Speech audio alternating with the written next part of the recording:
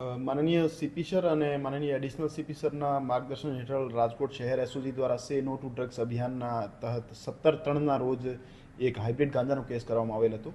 એમાં આરોપી ધ્રુવ સંજયભાઈ જોશી પાસેથી આશરે 70 ગ્રામ જેવું હાઇબ્રિડ ગાંજો પકડવામાં આવેલ હતો. એને કોર્ટમાં પ્રોડ્યુસ કરવામાં આવેલ હતો અને નામદાર કોર્ટ દ્વારા એમના 5 દિવસના રિમાન્ડ ગ્રાન્ટ કરવામાં આવેલ હતા.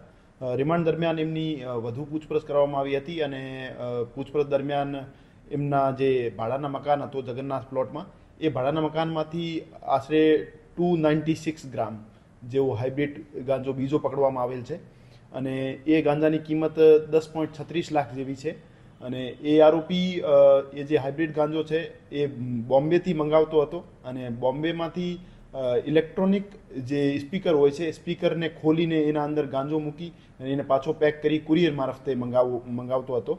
તો હવેથી અમે કુરિયરની રેન્ડમ ચેકિંગ કરીશું અને જે નવી એમઓ અમારા ધ્યાનમાં આવી છે કુરિયર મારફતે એનડીપીએસની સપ્લાયની, એના ઉપર પણ અમે વોચ રાખીશું.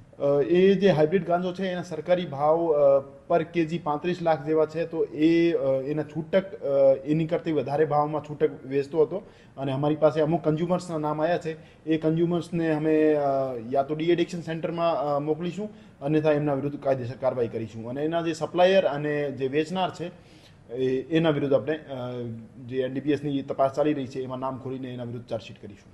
સાંજ સમાચાર ફેસબુક પેજને લાઇક કરો, વિડીયો શેર કરો અને વધુ વિગતવાર સમાચાર માટે sanssamachar.net વિઝિટ કરો.